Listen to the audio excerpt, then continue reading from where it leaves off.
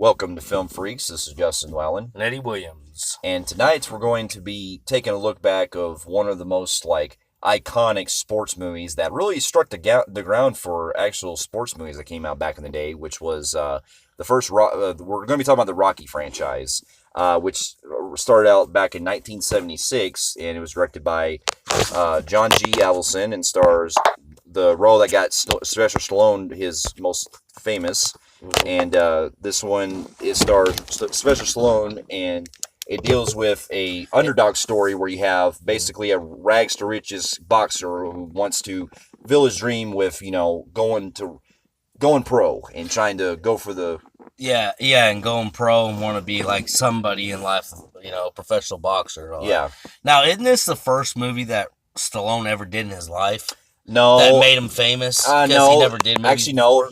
For one of his earliest first movies, I believe, was 1975's Death Race 2000. That was a film that it was more of an exploitation film that he did.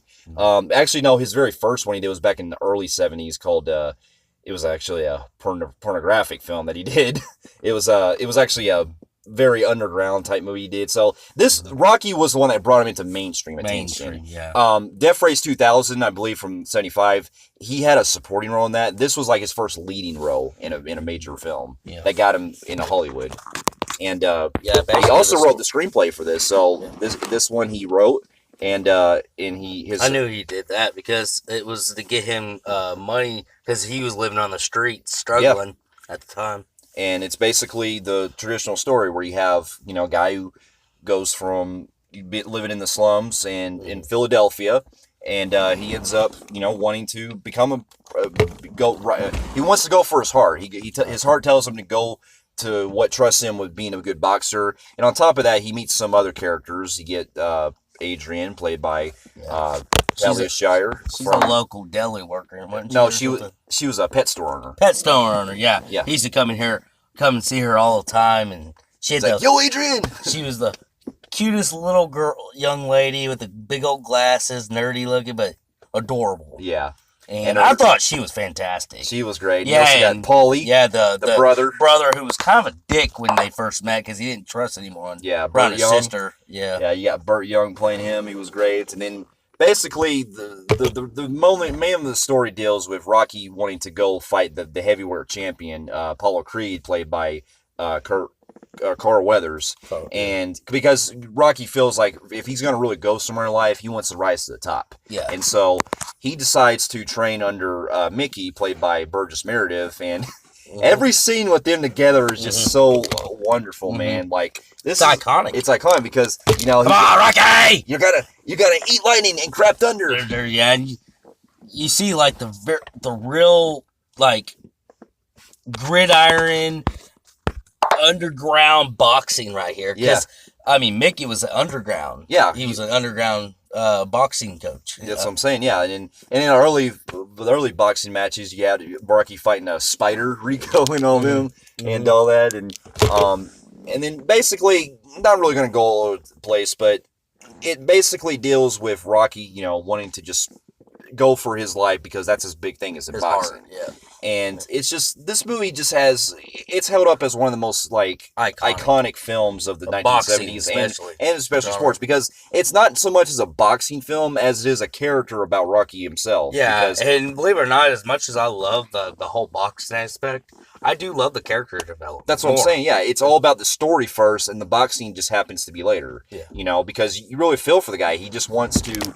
He wants to get himself going in life. And you know why Sylvester wrote that? It's actually kind of a homage to what he was living. Well, also... Because he was talking about how he lived slummy and wanted to rise to the occasion of being an actor. Well, actually, from what I read deep into it, this was actually based on a real-life guy who was an inspiration for Rocky as well. Yeah, but it's kind of a semi-autobiography, basically. Because you got to think that what you saw in that movie, Living in the Slums, Sylvester was actually living in that, not going weeks without eating. Yeah. And he was talking about how being a movie star would be like winning the heavyweight. Yeah. The heavyweight championship, because it's like he'll have the money and everything. He can get out of where he's at. Yeah. And that's what this kind of told. That's what I'm saying. And this movie just has so much iconic scenes. You got the scene where him doing the whole montage where he's getting prepared, he's eating eggs and shit, going down the road and running and all that, going up the steps, which is that kind of yeah, gonna fly now. Yeah. Yeah. The old classic scores and the songs in this movie. Yeah, and one of my other favorite scenes is the part where he goes to the ice rink with Adrian and all that. And they actually, the guy in there actually has it turned on just for them and everything, and they end up dancing on there. You know what really amazes me about all the Rocky movies? I mean, even 5 wasn't that great, but it was the only thing I maybe liked about 5 was I love the genuine of Rocky, how he talks and his mannerisms, and how he knows everybody. He's a people person. Yeah. He's like, hey, Johnny, hey. Oh, and you got Chris. Little Marie and in that one too. I just like how he's just a stand-up guy. He is, and he's a real guy that he's such a real life hero. He's somebody I would like to talk to. That's what I'm saying. Yeah. He's an everyday guy that, is such a role model for not only boxers, but also people in general. And then also Apollo Creed, talk about him. Yeah, okay. Apollo Creed, Carl Weathers, who you may remember he also played in Predator as Dylan. And this guy, he is on top of it. Every scene with him where he's boxing and everything, you could see that he's got a lot of speed. He's aggressive and stuff like that. But he still has a lot of. He's not over the top like some of the later villains. He still has a genuine manner. He still respects Rocky, but he realized that when he gets a chance to fight him, things are going to be different than how he is in amateur boxing. Yeah. So. They end up, but it's funny the way they banter back and forth at the press conference and stuff, where you got him saying, it's I take down these guys like this every day. So, he's really cocky, he really has that mindset because he's the champ.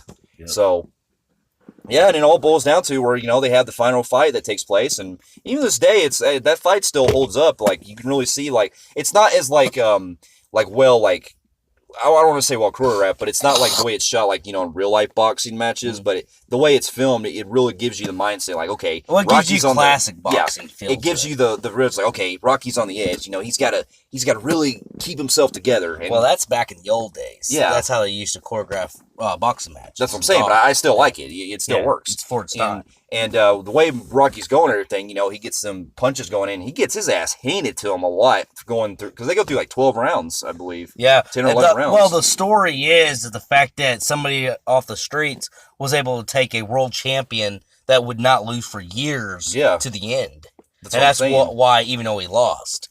Yeah. So because they ended up losing, but in the end, Rocky didn't care. He was like, no matter if I lose, I'm still going to go for it. And it ends up losing with a split decision. Yep. And they end up seeing that Apollo wins. But then in the end, he's like, Adrian, he starts looking for him and all that. So the movie is just really not really about how you win in boxing. It's about how much you go, because go for something that you want in life. Yeah. It's a really good message to a lot of people in real life, whether they win or lose. Yeah. And so, overall, there's more we go into detail, but this movie's been talked about over the years for so long, and it's just one of those movies that still, to me, holds up as one of my favorite movies of all time. And with that, I give it a phenomenal grade on the Film Phreeks meter. Yeah, it's a phenomenal grade on the Film Phreeks meter for me.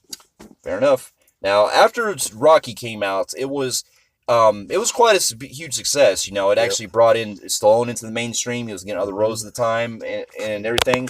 And so after that, they decided to do another film, coming out with a sequel years later, which I didn't think, because growing up, I always knew that there were other movies, but it kind of made you wonder, how would they make another one? And basically, the next film, Rocky 2, it deals with, let's see. Oh, here we go.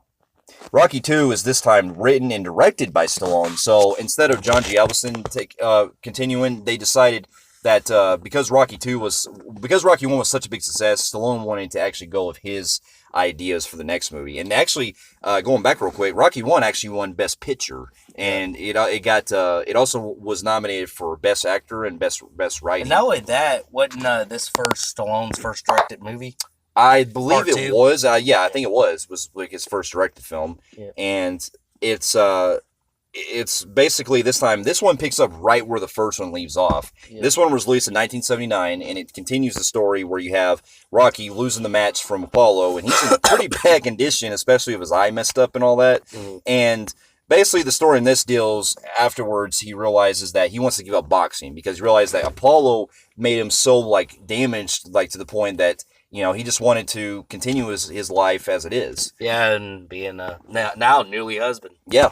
And I mean, and basically, he ends up proposing to Adrian at that zoo, and he ends up getting the money from the boxing to end up marrying her and get a new house and all that. He ends up going going out and buying like fancy cars and stuff. He's like, I'm gonna get this watch right here and all that. Yeah. And he just goes all out. It's basically everything you would do in real life, to go all out with that. And it's basically a movie where it's basically him and her, and you get the everyday guy coming back again. He's so energetic. Yeah, too. he's real on top. He's like, this is great. I love the way this house looks and everything. And he believes because boxing didn't really do too well for him that he wants to try to rise up and do other things. So this movie actually kind of speaks to my ears because it shows like how in real life, when you're going for that one dream and you can't follow it, you try to go in like other areas. And this one you have Rocky trying to do other things like outside of boxing, like doing commercials and getting desk jobs, things like that. But he realizes that because he has a hard time reading and because of his uneducated level, he can't get anywhere. Yeah. And he ends up basically, struggling financially on trying to find a job. Yeah. And so basically the rest of the film deals with him wanting to get back into going back to Mickey, and have Mickey train him again from the first film. And he basically wants to do a rematch for Apollo because Apollo himself said that first match they had didn't work. Wasn't fair. Wasn't fair. So he felt like he wanted to have a true match to go. That would actually determine a real winner instead of a split decision. Yeah. So he wanted to see if he can basically knock him out, do a real fight.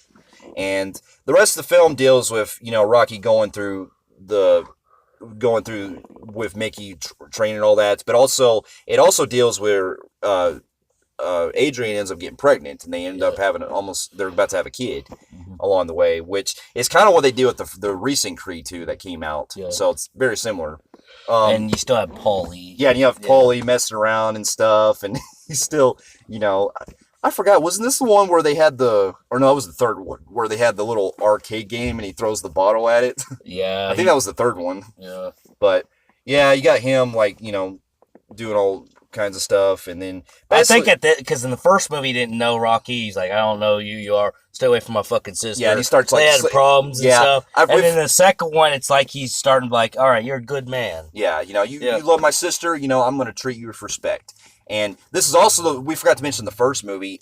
This is also the one where he stops doing his loan shark business, because in the first one, I meant to bring this up, he was also doing side things where he was working for that loan shark dude, and he had to break a dude's thumb, but he was like, no, I'm not going to break your thumb, I'm just going to beat the shit out of you. Yeah. So, it's the rest of the film, it still really dives into a lot of the emotional stuff where, Rocky's still struggling trying to get his IQ back, or trying to get his strength back, because all the damage that happened in the first film, he's losing sight of his sight because of all the damage, and even Mickey points out, he tries to punch at him, and he actually hits him and everything. And so this is the one where they really push that Rocky's probably going to risk himself more in the ring. Yeah. And so the rest of the montage where the training montage comes into, where this is the one that everyone talks about, where he ends up chasing a rooster. Yeah, the rooster one. The chicken. Yeah, chicken. He's like, go chase that chicken, which cracks me up. Get it, Rocky. Yeah. So, and then basically, it has it where they end up having the final climax, where I think this was also the one where everyone's joining him in the montage where he's running everything, training and stuff. And they all everybody, come up to they run with him. Yeah, they all end up going to the steps like he does. Yeah. So, and then basically he ends up going to the final match, and this time they, much like the first film, they were going at it again. And this time I kind of like the cam work in this a little better, because it seems like they spread out a little bit more with the shots where you can see a little bit more of the fight in this part, and they really go at it quite a bit, and even Apollo's getting his ass handed to him throughout. Knows that Rocky ain't playing this time. They did extra underground training on this one. That's what I'm saying. Yep. So, and then it basically ends where Rocky actually gets his where they both get each other knocked out, and then Rocky's the one that actually gets up at the very last second. He's like I'm up, and then they Creed goes out for the count, and he ends up winning. Rocky ends up winning, and he's like, "Yo, Adrian, I did it." Yep. So overall, there's more we want to go into, but man, Creed, Rocky 2 to me is everything you can do to continue a sequel like the first movie. And it really earn your triumph that you didn't really get there in the first movie. And this movie really showed that. It really showed the progression that Rocky went through on top of, not just boxing, but his life in general. He really struggles. Like, his dream is to become a boxer and just keep professional. A professional and keep doing what he loves. Not wanting to quit. He wants to keep being a professional, and next you know, man, the performances were fucking fantastic in this one. Everybody did really great. It was a good it could have been a good closure to the one guy he needed to defeat to become world champion. Yeah, definitely.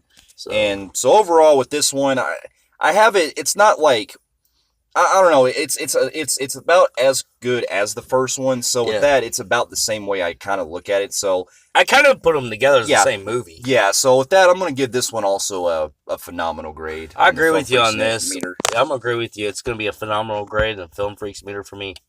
Fair enough. And after the success of Rocky 2, it kind of seemed like they pretty much, came, much like with the recent one that came out, they kind of came full circle at this point. They kind of seemed like they really went everywhere to close out the series. Yeah. Well, and then in 1982, Stallone decided to continue the series again by doing the third film, which once again was directed by Stallone this time again.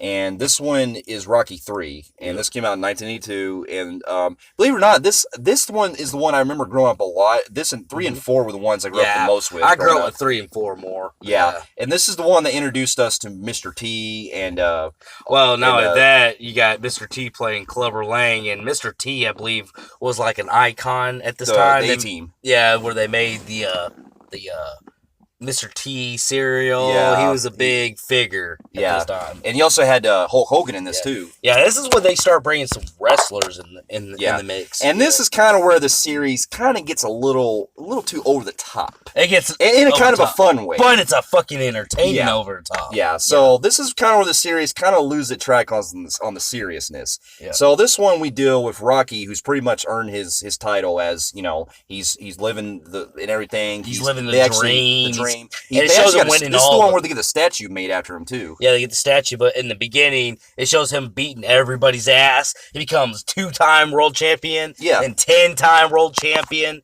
And at this time, not to mention while they're going through this montage of Rocky winning all the championships, Apollo's already retired. Yeah, he decided to retire. He decided to let it go, and then basically. During all this, we see that Rocky has been just, fighting all these guys that are on Apollo's level, and he ends up getting, he's earning the dream, living the dream, basically. And then we see that while he's having this press conference, we see that he decides that because boxing seems like it's getting so much of a toll on him, he decides to retire, which is basically the same thing he wanted to do in the second film, so he's going to retire again here. He's like, you know what? Well, he defeated everybody, so he's like, I'm good. I'm going to retire my life, and that's it. And then basically, that's when we see Clubber Lang come in, played by Mr. T, and he challenges Rocky to a fight, saying, "You know what? You earned that belt. You're a washed up. You're a washed up. You need to go in the ring with me." And then you never fought anybody real. You didn't earn that damn belt. You fought nothing but chumps. Yeah, chumps. And he goes, "That's what you are, a washed up chump." Yeah, he goes, "Fight me." Yeah, I'm a real fighter. So basically, Clubber Lang challenged him to a real fight. He goes, "Bring it on," and Rocky just like, hey man, he got a big mouth, just kind of like saying fuck him and stuff. Yeah, and he's told his wife too. And stuff, and that's when our Rocky's like, all right, motherfucker, now you really crossed the line now. And so basically, it deals with him, Rocky getting trained by Mickey again, and they end up like you can actually kind of see that Mickey's really seeing that something's wrong going on here because throughout the beginning, he's like grabbing his chest, he's like. And they're like, his stress levels are high. They're like, are you all right, sir? And he's like, yeah, I'm all right. Leave me alone.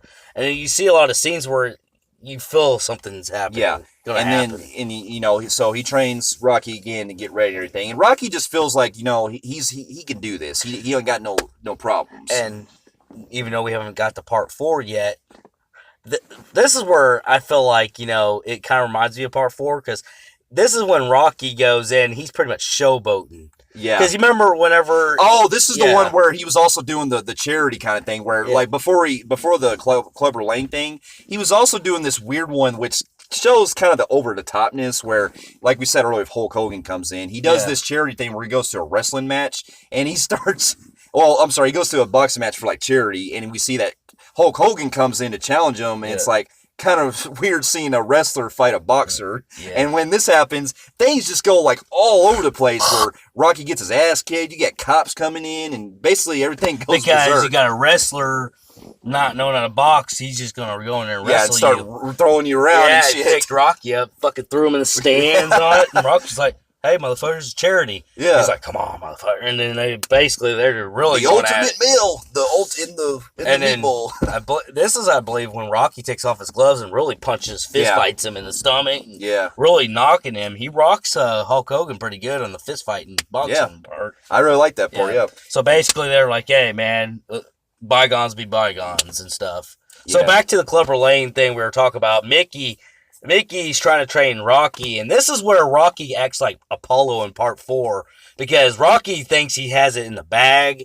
and he's like, "Oh, Mickey, we don't have to. We can do it right here. Just, hey, I'll sign your tit, sign and stuff." He's acting like a hard ass. Rocky is. Yeah. Even Adrian's like getting kind of sick of him. Yeah, you're getting too... His ego's out of control. Yeah, your ego is showing too much. Yeah, and so basically it shows here that when the fight breaks down, this is pretty much where some shit really goes downhill. Because during this, we have a montage where we see the fast aggressiveness that Clubber Lang does, where when he's training, he's like fucking, doing all kinds of shit. Yeah. And when this fight goes down, man, like not even like the first 3 rounds, Rocky gets his ass annihilated. Like at first he's kind of like, taking him down and stuff, but man, when it gets near in, he's getting getting himself fucked. Well, before the fight happens, Mickey doesn't want to train him because he goes, "This guy will kill you." Yeah. Oh, okay. I forgot to mention that. Basically, when we get to the fight itself that goes down, we actually see that this is the part, I think, it was this part where Mickey actually dies before the fight even happens. Well, he doesn't die. You're going too fast. The fight,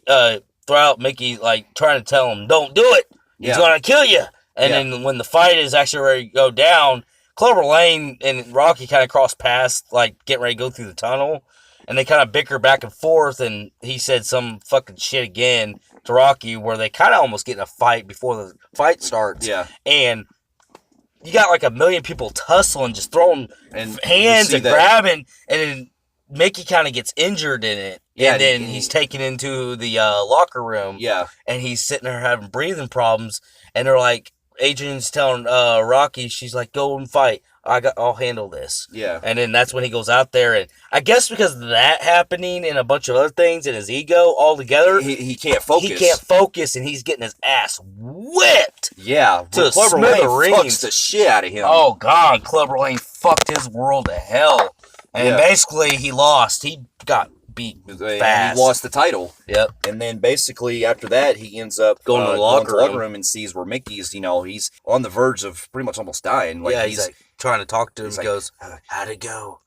He's like, I think he lied to him. Yeah, I think he lied to him. Like, yeah, he's like, "I won. It's over," and stuff. He goes, "Good," and then you hear, yeah, and then he's dead. Yeah. He's like, "Oh fuck, Mickey died." Yeah.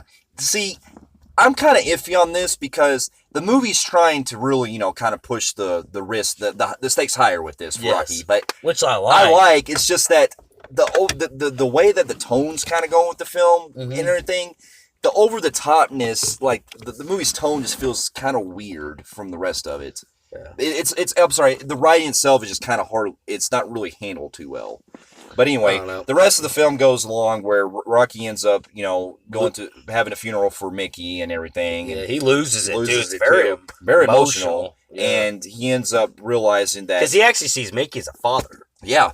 And he ends up, wanting to try to get his title back. So he ends up, because he has no other choice, he ends up going to Apollo Creed. Well, here's the thing. He actually just gives up. Yeah, he gives up. And then, for a while. And then we see that. I think it was Apollo Creed that brought it up to him. Because Apollo Creed was watching the stands when this happened. And Apollo Creed was the one that approached Rocky and says, He goes, "Oh, what?" He goes, "I know you got more than you, Rocky, so I'm gonna help you out." Yeah. Because it was actually what kind of brought it up was the fact that Clubber Lang talked shit to Apollo, and Apollo was already retired. So Apollo was like, "You know what, motherfucker? All right, I can't fight you, but I got something for your ass." Yeah. So he approaches Rocky. It wasn't Rocky approaching him. He approaches Rocky, says, "I know you're better than that. You beat that's me." right. That's right. I had to remember that. So he's like, "I'm gonna take you to L.A. with me." Yeah, and so they end up going to, in traditional 80s fashion, they end up going to train in, a different part of the gym in LA and everything. Yeah. And that's when the one where you see them, like, run on the beaches and stuff. And this is what you consider, like, true 80s type montage. And it brings his coach, Tony Duke. Duke, yeah. And then it brings him, and basically all the people that train Apollo, and in the first two films all come together to train Rocky. Yeah, and I enjoy this. I like that we're seeing that, he's making amends for Apollo from the first two movies. Yeah. To get him to become, a friend to him, basically. And while you're having this going, Rocky just really isn't doing good in his training because he's having post-traumatic stress over Mickey's death. Yeah. And which I got into. Yeah, it fucks with him because he's like trying to focus, and Paul's like, "Focus, goddammit, focus!" Yeah, and he just won't focus, like he gave up on life. Yeah, so and then we end up going. Not only that, there's also a side story where this one fucking Paulie really loses it in this one because this is the one where he's like his drunkenness is fucking affecting everything. Because remember, this is the one where him and Rocky go at it, and he's like throwing things. He gets arrested. It's that one where he throws the bottle at that arcade machine. Oh, this is the one. Yeah, I forgot to mention in the beginning of the film, while Rocky's ego's getting out there, Paulie's getting jealous. Yeah. And he starts taking out on shit. Rocky's like on the television when we saw Rocky like flexing, doing commercials and stuff. Yeah. He throws it and breaks the thing. Yeah. And then he breaks the arcade machine because he's getting tired of the ego-ness. Yeah. But he's also drunk, and they kind of go at it back and forth. So yeah. So basically, it all boils down to where Apollo has to end up training Rocky and stuff, and it's back in his roots. That's what I'm saying. I actually like that they build on this because it shows that we're seeing the former opponent actually helping our hero, and we're seeing that they're actually becoming friends and actually build a friendship out of this. And Paulie's there to talk shit about he was kind of being kind of a racist a little bit. He's like, why you gotta have him help you? Yeah, I can train you. Or he says it's dark out here, or then he goes, I didn't bring my gun. He's making racist things like he don't feel comfortable with. Yeah, and you're like, come on, Paulie, give them guy a chance. You know? I'm like, fuck, you are from Philly. That ain't no different from where you're at. Exactly. So, but it ends up going to the final climax where we see, he ends up wanting to do his rematch with Mr. T, and we get this now. We get, quite a brutal fight that takes place. Well, first, before we get to the fight, there is one scene I got to talk about. It's the press conference part because there's actually a couple scenes where Clubber Lang and Apollo are talking shit to each other. I do like that where he's like, hey boy, you come here. And then Apollo's like, you just can't keep that chunk away from me. And then he's like, don't turn your back on me, boy. Don't take your back on me. Yeah. He goes, hey. He goes, come with a real man, you washed up freak like him. Yeah. Come with a real man. Come over. Yeah, well, that's when he was, when he was talking I'm just saying all his press conference. I got you. I will say, aside, this isn't my favorite franchise. I do find Clubber Lang to be the funniest shit talker in the franchise. I like the way he's going. He does make me laugh. Mr. T nailed the part. I will say that. Yeah, and so we get the final, match that takes place, and man, Rocky's giving his all, man. He realized that, he might not last with this, but he's giving his final, throwdowns and shit. And at first, he's real, he's still getting his ass kicked throughout the match, but then in the end, he picks himself back up. He's like, all right, motherfucker. And he starts swinging back and forth, and he goes down to the punch, and Clubber Lang goes down, and it ends with, Rocky winning again. So overall, 3 I enjoy, but it is quite a step down compared to the first two movies because you're talking about a franchise that started out with, touching on the emotions and going through going with the character. At this point with the third film, they were making it more like an action franchise. They wanted to focus more on the boxing aspect than the story. Even though it's got a strong entertainment level, it is a downward from 1 and 2. It still holds a lot of entertainment. And I'll get to 4 in a little bit, but as much as things that I do like about 3, I do find 4 better, and I'll get to Yeah. that in a little bit. Why, for some reason, I feel like 4 is better than 3. I don't know, but anyways, this was still a doable movie. Oh, it It's was enjoyable definitely. in the franchise. Yeah, it is Yeah. definitely, and well, it still has it's still like much like I say we're gonna get to 4. It's a fun '80s sports film, but it's a step down compared to a Rocky movie, to the Marky movie, to the other two Rocky movies. But with that, I'm gonna give the movie probably just a compelling grade on the Film Freaks meter. Yeah, this one would be a low compelling grade on the Film Freaks meter for me. Fair enough.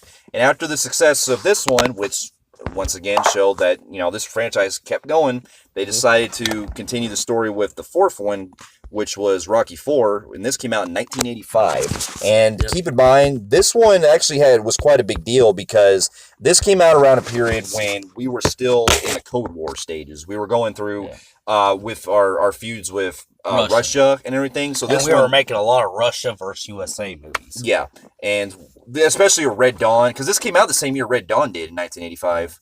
And this is around the Iron Curtain times, I like to call it. Yeah. Where Russia was like strong as an iron. Yeah. And it was basically the film that, this was the point where the film basically became an action franchise. This is the film right here that made it to where it was blockbuster stage. So this one, once again, directed by Stallone, written Stallone, and starring Stallone. This one deals with about a few years or so after Rocky's had his success after Clubber Lang. Oh, we forgot to bring up part 3 at the end. This 3 at the end, before we talk about 4, there was this thing where he goes, because Creed kind of knows, he believes in Rocky's going to win. He goes, "You're going to owe me that one thing, that one secret thing. Yeah. You're going to owe me something."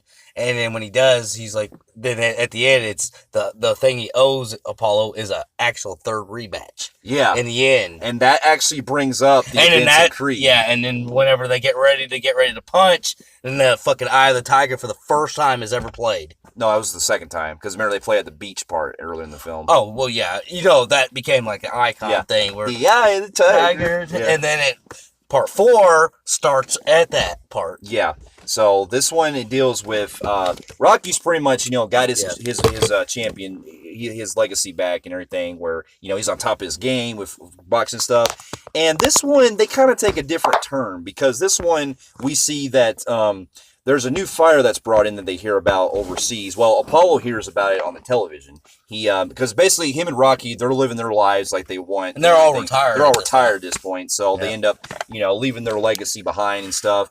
And Apollo ends up seeing that there's a boxer that's, in Russia that's actually known for basically almost the point of killing boxers, where this guy, he's Ivan Drago, played by Dolph Lundgren. Yeah. And basically he sees him on the television where they're like sitting there talk about how he can do, the Russian coach, he's like, yeah, whatever he hits, he destroys. Yeah. And stuff. He goes, and they were like, what's your next step with Drago? We want him to fight your best. That Rocky Balboa. Yeah, and then at first, Rocky even says, because at first Creed was like, you know what, I can't leave my legacy behind. I need to take him down myself. Yeah. And then Rocky was like, no, let me go ahead and fight him, because he challenged me. He challenged me, so I'm going to take this. Yeah. And keep in mind, while this is going on, this is kind of where the series gets a little weird, because in this one, this is also the one where we get introduced to that weird robot that they bring into. Well, he's filthy rich. Well, yeah. Well, this is the one where they bring in, because it's basically this talking robot for Paulie that they bring in. Yeah. It comes in, it's like, happy birthday, Paulie. He had a nice house. Rocky's got Rocky a mansion. had like that mansion and shit. Man, he's living the dream. Yeah. And this one actually brings a lot of classic 80s action music to the thing. Hearts of... Yeah. That one song. There's no easy way out. No, wait, was that 4? No, that was in 3, I think, wasn't it? And then he had the classic 80s hot rod he was driving around. And yeah. And believe it or not, even 1 through 3 is gritty. This one was the most clear-cut one. It was. First 4 of them. Exactly. And then basically the rest of the story deals where Creed ends up wanting to get back in the ring to try to go after the guy, because he feels like, Creed is having like this kind of like a midlife crisis thing, like, no, he goes, nobody comes to our country saying they're the best. He goes, Rocky, I'm going to fight him. Yeah. And basically Rocky backs out and says, all right, it's like a reverse where kind of Rocky trains and helps train Apollo. Yeah, he does. And basically they end up going to get ready for the fight and everything. And this is also where we get introduced to where Drago is, he's on like where he punches the machine and stuff, and he ends up actually breaking. He's like, whatever he hits, he destroys. And it shows like where he's punching, and this thing shows that he punches 1 ton. Yeah, I was like, damn. God. And it shows like they're like, because in this one, because Russia was known for steroids and technology. Yeah. They were using technology to make super soldiers. Yeah. And using humans and turn them into super soldiers. And they were doing some fucking shit on Ivan. It's like, God, man. Yeah. And then basically we get this. This is kind of where also we get the series does go. It's entertaining, but I can see why for a lot of others that watch it, it feels pretty outdated. Mm-hmm. We get the entrance where it shows, because we see that, Drago is there in the ring waiting for everything to happen. Yeah, they fight in America. Well, actually, no. First, we see that we've got to talk about this. He also has the wife played by Bridget Nielsen in the movie too. Drago's wife, who's talking to they're having the press conference first and everything, and they're saying it's like Drago's a man who knows his limits. He destroys what he destroys and all that, or however they explain Apollo's ego, like Rocky in 3, is out of touch. He goes, oh, he's never fought a man like me. Yeah. He goes, and then they start talking back forth, and then they start talking about each other's countries, and she's all like, you Americans think you guys are like the best at everything. Yeah, that's what it was, yeah. And then like this one guy, one of the Russian dudes starts talking shit about America. And then fucking Paulie goes, hey, motherfucker. He goes, at least we don't put machine guns to our own citizens. Yeah. And stuff. And then they kind of go back and forth where Apollo loses his cool. And then whenever they start going back and forth, this is where Drago pushes him. And you really see Apollo fly fucking like 10 feet backwards. Yeah. And Apollo's like, eyeballs like, oh, fuck.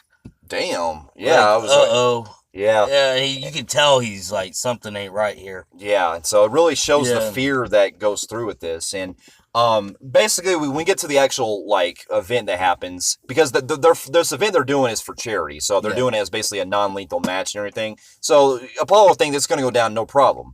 Well, here's where they get to kind of the part that's entertaining, but like I said, it feels a little outdated. It's the part where when Creed ends up going with his entrance, we get the James Brown living in America kind of thing. I'm sorry, I find that entertaining. No, it's fun. Don't wrong. I love James Brown. No, I do.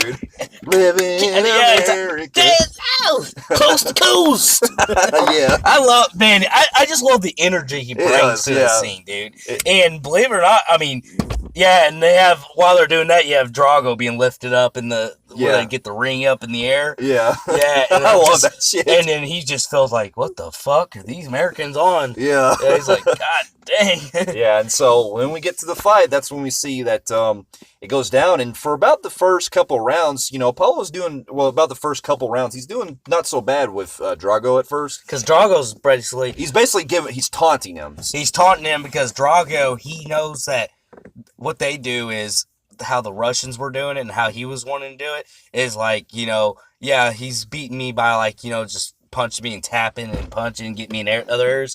He's going for the knockout shot in the first punch. Well, and also before that, we get the famous line because throughout the film, Drago is a very silent kind of guy. He's kind of like a killing machine. Yeah. And this first line where he goes, "I must break you," and that part where he goes, "All right, touch gloves," and no, I'm sorry, it wasn't "I must break you." It was "You will lose." You will lose. Yeah. Yeah, that's what it was. He does the break you somewhere. No, that's later when he fights Rocky. Yeah. But anyways, he goes, "You will lose." The fist. And then whenever he goes, "All right, touch gloves," and when he does that, it doesn't even affect or move Drago's arms. Yeah. You're like, because Apollo hits him hard just to be a dick, and it doesn't even move his arms. He's like, oh shit, like you're thinking of pure steel right here. That's what I'm saying. It was fucking deadly. I was like, oh shit, we're in trouble. Yeah. And so the fight goes down, and this is still like a good fight, like the way it's going through. Most favorite of. And this is the one where shit goes downhill because after about the first couple rounds, Apollo like gets his ass handed to him after that. This is probably the worst brutality I've ever seen in the entire series. Yeah, well, up until the most recent one we watched with Creed 2. Yeah, but still, this one's still more brutal because every punch that Drago lays on Apollo, you fucking see like his head snap back. Yeah. It's like, God damn, how powerful is this dude? Yeah, that's what I'm saying. And, like, it damn near snaps his fucking neck every punch. Yeah, and he's like going for, the face and everything. And one punch, actually, he lands on Apollo. He punches him so fucking hard that Apollo flies in the air. Yeah. I was like, God! And then this whole time, Rocky has to witness him by his ringside, and Rocky even tries to stop the fight. He's like, come on, let me throw the towel in. And at this point, you see his face all crunched up looking. He's like, no. He's like, yeah, his eyes are shut. And this is kind of controversial because, off topic, a lot of fans that watch this really feel like they would have stopped it, and that Rocky should have threw in. They would have in real life, because if you saw Paul's face, his eyes were closed shut. Yeah, he couldn't see. His face was crushed, and he's like, they would have called it, especially a charity match. Yeah. Charity. And then, anyways, yeah. He was like, all right, finish this. The Russians like, finish his ass now. Yeah. And then they do. Finish him. And then he goes, boom! Right through the face and stuff, and boom, Paul goes down, and actually the punch is so strong it kills him. Yeah. And then basically it ends where, if he dies, he's like, I will, if he dies, he dies. And this is the first time we actually ever see, like, someone actually die in a boxing match in a Rocky movie. Yeah, he punched him that fucking hard. It killed him. And, Rocky looks at him, gives him a death stare. That's where Ivan looks down at him and goes, if he dies, he dies. Yeah. And then you have, like, this sad scene where the wife of Apollo's crying. Then his coach is, like, really fucked in the head over it, because he's coached him forever. That's what I'm saying. Yeah, then Duke is just, like, out of it. And then we get the funeral that takes place at Apollo, and Rocky, gives a eulogy about how, he was a good friend of his and everything like that. And it goes to show, like, Rocky himself, as the movie goes along, we see that, he's actually afraid to kind of go after the guy. Well, he's got, what it is he's having bad dreams about, because he actually, in a way, if you think about it, not throwing the towel, he actually caused his death. Yeah. And it makes him fucked in the head. That's what I'm saying. It's almost like he caused Apollo's death on his hands because he wouldn't throw the towel in. Yep. And basically the rest of the story deals with him pretty much, looking back on the events that happened and all that. And he also, basically, he realizes that to continue with trying to get he wants revenge on Apollo. He ends up wanting to go through the stages to try to train, and he announces that he wants to fight Drago, and he goes, I got to take this fight.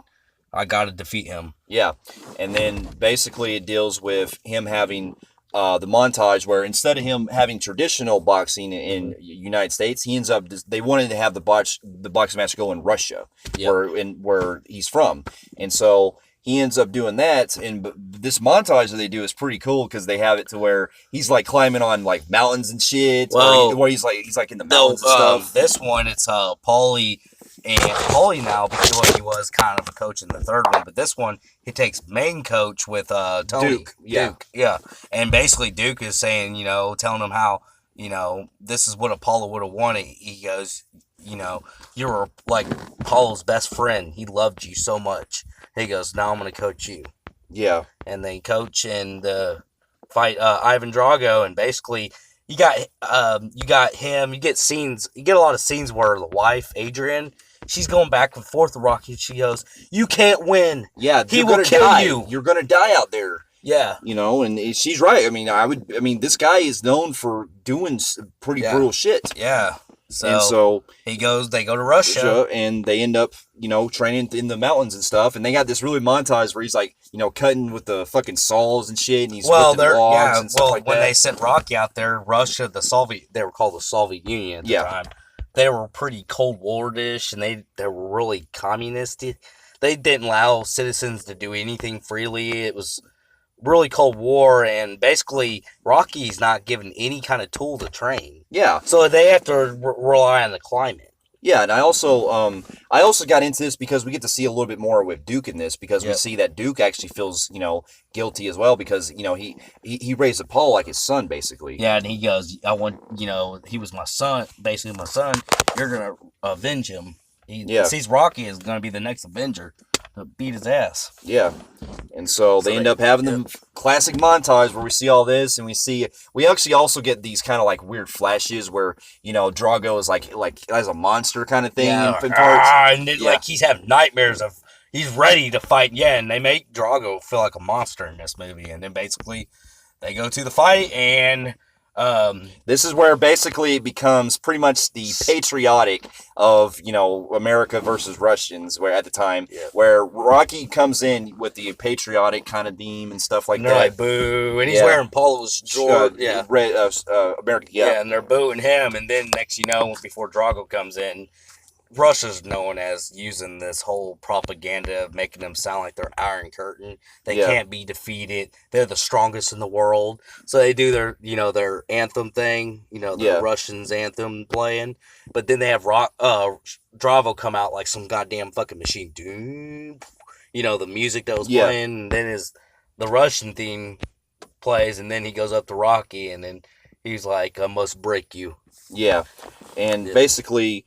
they end up having their match, and this is where we get probably my second favorite fight in the entire franchise. Yeah, it's my second favorite. Where you get Rocky and him going at it. In the first couple rounds, Rocky is getting his ass annihilated. Yeah, he realizes that Apollo wasn't shit. Like he was going through so much shit. I mean, fuck, the first punch that Drago lays on Rocky busts his eye open and everything. I was like, fuck. Yeah, and he gets like thrown around and shit like that. And man, and then it wasn't until the second round when Rocky finds out that there's kind of a weakness he can get around. So he ends up actually going on fucking Drago's eye and actually cuts his eye. One of the reasons why this is also unbelievable is, man, Drago's like fucking like 7 foot tall in this fucking movie, man. Yeah, and Dolph Lundgren, man, like he fucking nails this. Like he is absolutely outstanding as Drago. So they get in, you know, this big match, and this is probably one of the most brutalest matches of the franchise so far. Yeah. Today, and Rocky's just so goddamn busted up. He's like and stuff, and then basically he toys him and stuff, and then next you know, he's laying it on fucking Drago, and Drago's pretty much starting to like, this man is like a piece of iron. Yeah. Yeah, he's like noticing that Rocky isn't getting knocked out. Yeah. Out of anything he does, and he's like, oh God, you know, and they both are going at it, and it starts showing like how the brutality, you know, like the montage where they're punching each other. And Rocky just keeps like holding himself together despite all the shit that he's doing. And then he's taunting too. He's like, come on. Yeah. Come on. And he's like, like Ivan, he's all busted up. And then he ends up getting, like, after so many rounds go by, we see in the final round that he ends up getting the knockout, and man, he fucking goes boom, knocks Drago right out, and then they count it, and then it was like 3, 2, you know, 9, 10, you know, counting and ding, ding, ding, and Rocky wins it. And he gives this victory speech, which to this day, in an ironic way, very memorable. It is. It basically gives the speech about how everyone can change and all that. And he's basically telling Russia, like, you know, the people, he goes, we can change, we can be friends, and all that stuff. And I mean, for what it's worth, it may be just because it's so Hollywoodish, but I doubt he would get a standing ovation by the Soviet Union. But he does. But that's a movie right there. But it shows like... But it also... This movie kind of, in a way, kind of ended the Cold War in real life. Yeah, supposedly. Yeah. But it all ends with, you know, pretty much he ends up, you know, winning and everything. And he... Hearts on Fire, the song playing. Yeah. So, overall, this movie, to me, this is probably one of the ones that I actually grew up with the most. Yes, that I had, like, the most fun with. Yeah, I had the most fun with. And a lot of people don't agree with me on this. I find this one better than 3. Yeah, I'm a rarity here because as much as I like the dark stuff they did with 3, this one kind of ups a lot more of the entertainment value. I just like the Russian villain. I do too, but I mean, it also shows that it's a more worthy opponent compared to Clubber Lang. Because Clubber Lang, while he's, you know, is a shit talker and he's, you know, fast and strong, but Ivan Drago's a different type. Like, he's a guy who, you know, he's very stoic. He doesn't speak much, and, you know, he can, like, literally his aggressiveness is just subtle. The social commentary works in this one because this is around the time we didn't like Russia and Russia didn't like us. 3 was just more of like a standard add-on, in my opinion. I mean, it's still up the ante, but it's still, you know, was at that point, it wasn't quite near there yet. Yeah. 4, I thought, did it way better. And it's the most iconic one that a lot of people talk about. Yeah, and it's one that has, to me, like one of the best fights of the entire franchise. Yep, I agree.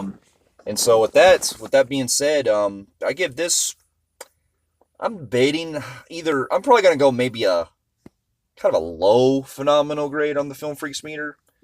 Mm-hmm. I'm about that level. I was thinking Kai Capellan, but I was like, no, because there's still a lot of The stuff. movie is, for some reason, to me, is probably the most rewatchability. I don't know what it is. I can actually watch this more than 1 and 2. Yeah, it has its flaws. Despite 1 and 2 being better. It lacks the heart and a lot of the emotional stuff like you see in the first two films. Yes, it does. But it just has a lot going for it that I can't help but keep watching. You know, it's just there's so much there to it. So, I'm going to give it a very low, phenomenal grade on the Film Freaks meter. I think it is, a fantastic film. Fair enough. And after the success of Rocky IV, it seems to me like they wanted to, at this point, they pretty much became a kind of a blockbuster franchise at this point, because they realized IV basically changed so much with Rocky, with it being like a whole action franchise, that with the next one, Stallone decided that instead of doing like they did with IV, where it was just going on that level, they're like, you know what? Let's go back to the first film again. They wanted to actually do the first film again by bringing back the original director, John G. Avildsen, to come back to direct the fifth one, which Stallone would still write and star in. And so Rocky V, which came out in 1990, was about 5 years. 5 years. 5 years, But it actually takes place shortly after the events of IV. Yeah, but what's funny is Rocky 1 through 4 were kind of close together, and then they waited a long time for 5 to come out. Yeah, because that's what I'm saying. And so with Rocky V, it deals with, this one was, they wanted to go back to basics, where they wanted to bring back the charm and feel of the first film again. And with Rocky V, they do that by basically picking it up right at the end of the fourth movie, right after his match with Drago. We see that Rocky's pretty much on the verge of pretty much losing he's suffering damage from his head, from his brain damage, and he's starting to shake. And this one starts to be kind of scary. And I will say, even though this isn't a good movie, the opening sequence was scary. Yeah, it was, because it shows like him shaking. He goes, "Get Adrian, something's wrong with me." Yeah, and then it shows that, oh my God, like, this one really shows that Drago is somebody to be remembered. Yeah, definitely. Because it knocked a screw in his brain that fucked everything up in his body. Yeah, definitely. And with this one, they show that, they find out that Rocky ends up having a brain damage and that he can't be able to fight anymore. Yeah, he's actually disqualified. They said he's disabled. Yeah, and so he ends up once again retiring. He had to out of retirement. And also, this is the one where we see that Rocky's pretty much after the success of his other matches and stuff, he ends up finding out that his brother-in-law Paulie ended up doing some bad shit with his investments, because his brother-in-law Paulie was a power of attorney for like this investment stuff, and he lost a lot of money. So because they pretty much lost a lot of the money, they end up going bankrupt, and so they go back to the slums of Philadelphia. Which this right here, I will admit, this is a good idea, because it shows that they're going back to the first film where Rocky gets his original hat back and the jacket and things like that. Get an apartment in Philly. And then we see that Adrian also goes back to working at the pet shop. And so I like the idea they go with this, because it shows that, he went downward. Yeah. And so Rocky ends up going back to the event to working, doing just day job. Well, he ends up going to work at the gym that Mickey trained him at. Yeah. Well, he's like kind of like not really working. He's kind of at first not working. He's getting to know, see some old folks and stuff. And then, he goes and sees that, Mickey's old gym. He's like, should I not? So he goes in there, and then he gets a job working there. Yeah. And then we see, while this is happening, we also get into another storyline that goes along, where you get introduced to Tommy, who is played by the real-life boxer Tommy Gunn? Tommy Gunn, yeah.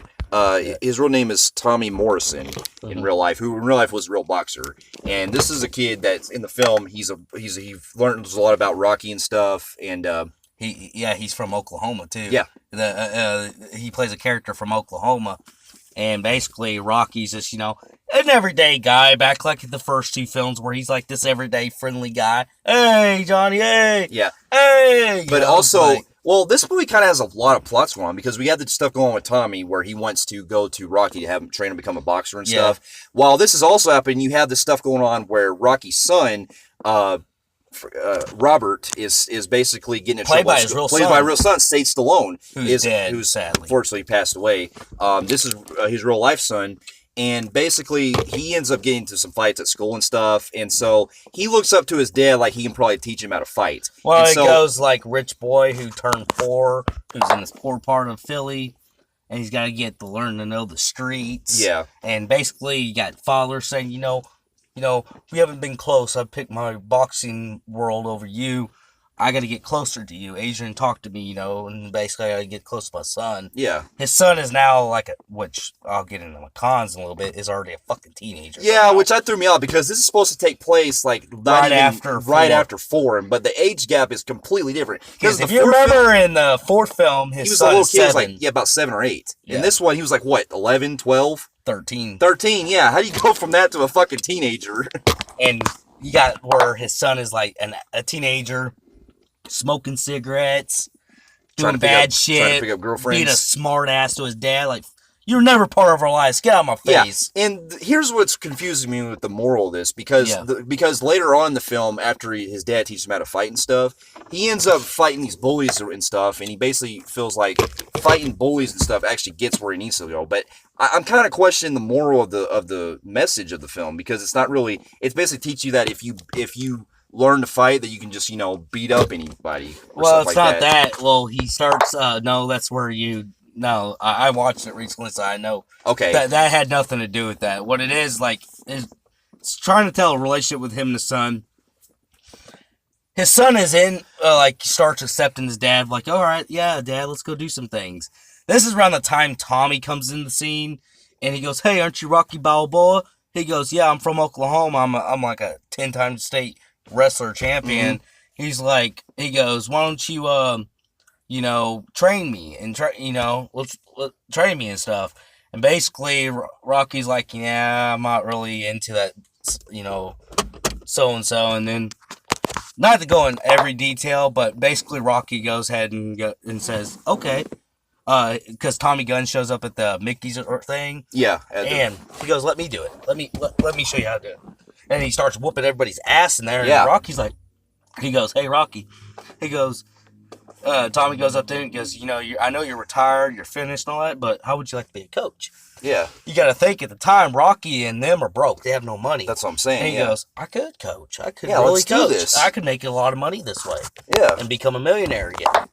And basically, he's like, "Okay, all right." And then Rocky sets him up with some small game, to fight and underground boxing. He wants to work his way to the top. Basically, like the first film. It's basically, he's following Rocky's footsteps. But here's where the other plot comes in with his son. This is where Tommy and Rocky become very good friends. That's right. They're close. So close to where Rocky's pretty much ignoring his son. Yeah, he ends up... And basically he's like, he even moves Tommy in. Yeah. And then he's like, "Hey, Dad, guess what? So-and-so happened." He goes, "Oh, it's okay. Yeah, that's cool, son. Yeah. Hey, Tommy, come look at all my stuff." Yeah. And basically he's pushing his son out and his wife out. Yeah. For Tommy. And then Tommy starts going undefeated, whooping all the low people. And he's basically saying, "Hey, man," he goes, "when do I get the real shot?" Rocky doesn't want him to go that fast. He's like, "Slow down, kid, slow down. You're gonna get your ego is gonna get too high." And this is also, keep in mind, this is where the series came through in low. We get introduced to this Don King looking motherfucker who, if you know, at the time, he was the big boxing promoter for Mike Tyson and all them. Mm-hmm. They have this guy come in here who looks and resembles Don King, which I don't know why they couldn't fucking call him Don King, but his name is something Jefferson or whatever his name is, and basically. Or George Washington Duke, that's what his name is. And the guy comes in here wanting to get Tommy to be, going for the title shot. Yeah, because, what it is he had his own guy at first.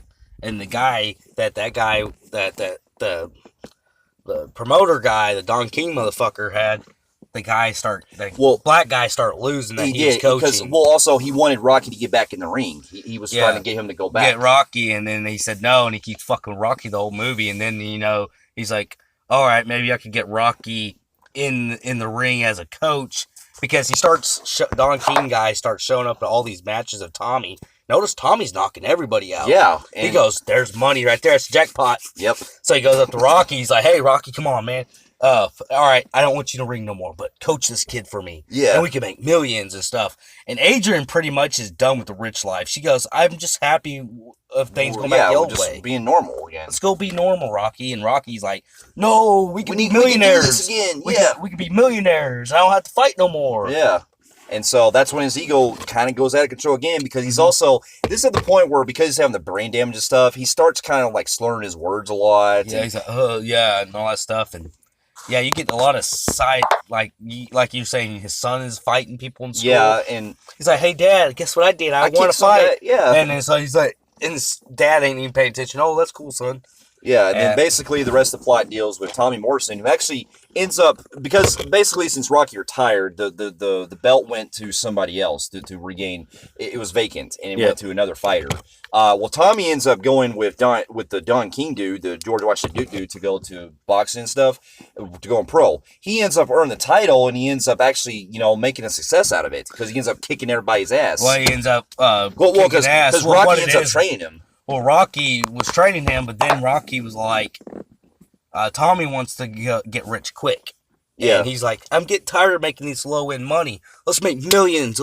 Let's fight for world championships. And Rocky's like, no, I can't do that. Basically, when Rocky's like in another room or walks away from Tommy just for a second, Duke comes in and is like, hey, you don't need that washed up piece of shit.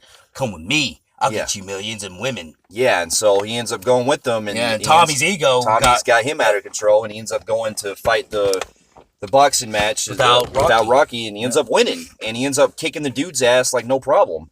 And basically, he ends up, getting with that hot-looking redhead girl and all that. And basically, it comes to the point where Rocky realizes that he's done. He's done with him. He's like, you know what? I've failed, because him and his son start arguing. So do Adrian and all them. And so he ends up realizing that his life's become the slumps because of all of his, He wants to be back into a dream that he ain't going to be a part of. Yeah, so he's like, and fuck he's like, it, you know what? Fuck it. Tommy told me to go fuck off. I ain't even worried, Tommy. Go ahead and go on about your ways. Yeah. But I promise you, Tommy, you're going to regret it. Because you're going to lose everything one day. This guy's going to suck all your money out, and whenever you have nothing to fight for, he's going to throw you out in the streets. You ain't going to have nothing. So basically, he tells him that, and then he goes, and it shows Rocky get close to his son again, and Adrian. Yeah, which I'll admit, for what it's worth, I actually do enjoy Stallone's chemistry of his son. For the small parts they had together, they did actually work. I thought they were genuine. And it shows, like, everybody's close, everything's going good. And then Duke does this, like, tricky shit where he goes, I want you to challenge Rocky. Rocky, we'll get the real title there. Which you're going to go beat his fucking ass. Now, keep in mind, this is at the point where pretty much Tommy has already earned his way. He's already the champ. Yeah. So their whole point is that Duke wants him to go fight Rocky to basically, earn a legacy, I guess. Well, it's also to pay back because he fucked him over. Because he didn't want to train him. He didn't want to train him or anything. So he's like, hey, Tommy, he talks so much shit behind your back and all that, lying to him. So you don't want some scrub like that talking. Yeah. So let's go catch his ass in that bar right there. Yeah. So they end up going to the bar where Rocky's at, and Rocky's like, why you got to do this for? This ain't right. And so he ends up challenging, like, no, let's do it in the ring. And then Rocky's like, nope. My ring's outside. And that's when we get the famous street fight that a lot of people have that this movie based off of, which is the only time we see Rocky fighting outside the ring. And they go in the street fight, which, granted, the fight itself is like not terribly bad. Like it's actually a cool fight, but it's too short, and also it's interrupted by these other shots of the characters like screaming and hollering and stuff, and it takes a lot of the focus out. And then abruptly the fucking news station showed up. Really? Yeah. And they're like, "Mommy, Dad's fighting on the streets." Yeah. And she's like, "Oh my God, get your coat." And we see that Rocky, he's pulling no bars, like he's kicking his ass back and forth. Boom, boom. Even without boxing. Well, yeah. And so it basically ends where he ends up defeating Tommy, and then we get this funny scene where after that, Rocky's like, you know what, I'm done. That's it. And then Duke's like, touch me and I'll sue. And then he ends up getting his grip, and he goes, boom, punches him, and he flies right in the air. He flies in the air, lands on his car, and he goes, he's like, sue me for what? And basically it shows him hug his wife and kid, and it was over. It's like, and then the weird thing about this was, This was just getting at the part where you have the down part of the movie of a plot, you know that? Yeah. In a format, the down part, that was already the fucking ending. I was like, that's what I'm saying. And then it ends with the very next morning where him and his son go up to the steps where, I'm sorry, it's the Museum of Art. yeah, they go to the art museum, and then it ends where a montage, which is granted, it's a good respect because it shows the montage of the other films shows all the stuff that he went through. So because it was the last one. Yeah, because at the time they wanted this to be the last, and overall, man, out of the entire franchise, this is actually the one that I consider pretty much my least favorite. It's my least favorite. Let me get into this real quick. I do pay its respects because I saw what it was trying to do. Yeah, it was trying to go back like the first movie. Well, it's not that. The genuine of the first movie where it's like he wants to go back to his old roots and live the life he used to live. Yeah.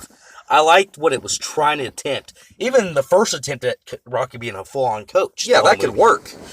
And the whole backstab, I see what it did, but it didn't work.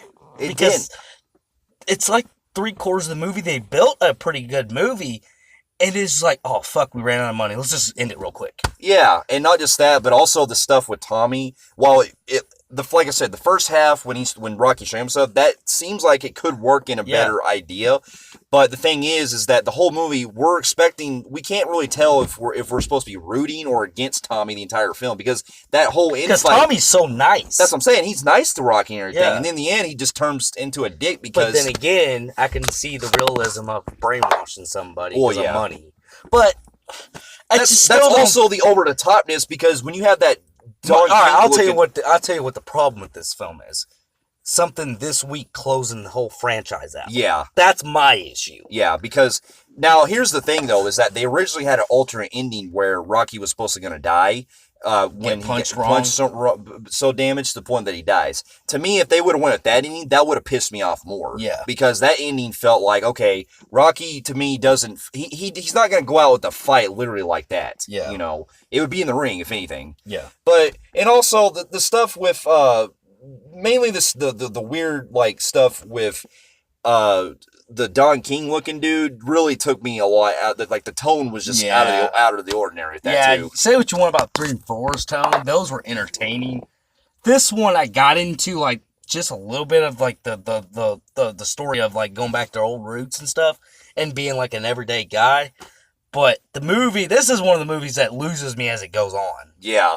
So overall, this is really the only one I don't really care for at all in this franchise. So with that being said, with its good intentions and stuff like that, and for what they tried to do, I feel like this is one that I don't like. I can watch kind of the first half, but the rest of it really falls apart. So with that, I'm probably gonna go with maybe I want to say maybe a high disaster rating on the Film Phreeks meter. That's what I was about to give it, a high disaster rating on the Film Phreeks meter for me.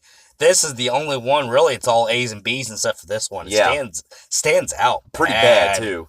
And basically after this came out, this pretty much ended the franchise. This was at a point where Stallone was like, all right, this is it. It's over. And even years later, after the movie came out, he was like, yeah, that was 0. He actually regrets doing 5. Then he goes back to doing the sequels to all the Rambos, and then he does other franchises like Cobra. Well, actually, no. Basically, in 2006, it was decided that because Stallone felt like he hated 5 so much that it ended the franchise poorly, he decided to do the character full justice again by bringing that character back. Yeah. So in 2006, we got Rocky Balboa, which was once again directed by Stallone. Yep. And this was basically the apology to 5 by basically saying this is the true closing to the franchise. Yep. And so Rocky Balboa, once again directed by Stallone, it is years later where Rocky... Basically, it's years later. This was a film that, when it was coming out, I kind of was surprised because this is basically the trend we got where, we get to see sequels to older franchises come back. I think this is the one that really started it all. Yeah. Because this is... Of a very old franchise, yeah. Because after this, Stallone would later do Rambo 4 and, other franchises they did. Yeah. But this one deals with... It's years later where we have Rocky end up back in Philadelphia again. So they seem to acknowledge the events of 5 in some way, but where they lose the money and stuff. But they still they're ignoring the whole Tommy Gunn plot point in that. Yeah. But this one, we see that pretty much Rocky is, he ends up having a restaurant named after his wife, who unfortunately passed away because in between movies, they wanted to get the wife back, but unfortunately, they didn't really have. I guess they didn't really have a part for her in the script. So well, now I don't think she really acts anymore. No, not really. So I think it was really just a combination that there wasn't really a part for her in the script, so they couldn't bring her in. I'm sure they could have wrote it to where she died at the beginning. Well, yeah, true, but I guess they didn't want to go with that approach. I think Stallone said that the main actress wouldn't come back, and he didn't want to replace her with anybody. I think that's what it was, because I think he did he said that he wanted Adrian in this movie, but to pass away. Yeah. And, yeah, we're led to believe Rocky gives us kind of like a little quick text montage that she passed away of cancer. Yeah. And basically, he goes to visit her at her grave and everything. And we see that he opens a restaurant after her called Adrian's. Yeah. And this is pretty much where we see that, his legacy, he's fully, living the life, retired and stuff like that. Yeah. He tells his stories to his friends. He's considered a legend. He's a legend. And around the people, he's talking to all his people that come into his restaurant, things like that. And he even reconciles with some other people from the other films. Like Paulie, of course, he's still friends with and all that. He even comes across Tony Duke from the other films. Yep. And we also see that he's basically trying to recollect stuff going on with his son, because him and his son have been estranged for a long time. Yep. So his son's like this big stockbroker or some business. Yeah, and so they're kind of having some problems. And then on top of that, he's dealing with he ends up seeing some news flares going on where they have like a pay-per-view match where they see that the legendary fighter Mason Dixon, this boxer, he's the title heavyweight, and they did like this weird computer-generated fight, and what would happen if they fought him against Rocky Balboa. Yeah, just to fuck around, because, ESPN does that shit all the time. Yeah, it's like, what would happen if they do that? They do that with football. Like, what would happen if Joe Montana played today, or Vince Lombardi coached today? Yeah. And they do that, and they did it with the boxing. That was clever. Because this is around the time pay-per-view's a big thing. Oh, yeah, definitely. And you had the Let's Ready to Rumble dude was there in this one, and all that stuff. So really promoting the commentary of what we see on the current boxing. Which is good, because I like that they updated a lot of the social commentary on that. But what really gets me in this film is not really, this is another one that really the boxing ain't part of the story. It's not, really. It's really about Rocky's life and his legacy that he's left behind. And he feels like he's left alone. That's what I'm saying. Everybody's done and forgot about him. That's what I'm saying. And then he later comes across that girl, if you remember in the first film, that little girl that he came, little Marie, who was getting into trouble in the streets and stuff. Yep. She grew up, and he ends up coming across her again in this movie. Yep. And throughout the film, he starts to, become friends with her and stuff, and she tries to kind of like, at some point she tries to get with him, but he realized that because of how hard he was with Adrian, he doesn't want to continue. So he sees that they're still close, but they don't want to go any farther. Yeah. And basically, Rocky feels like his life, the way it's going, he feels like he can put his legacy at ease by doing one more match coming out. Yeah. And some of the people even think, you should get back in the ring and stuff like that. Yep. He's like, no, that's not really for me. I really don't really want to do this. So it has a lot to do with menopausing, kind of like what Apollo did in 4, where he's like, it's kind of like a midlife crisis where you're like, you realize this is the end of your life type thing. You're like, you missed back in the prime, so you want to get back in.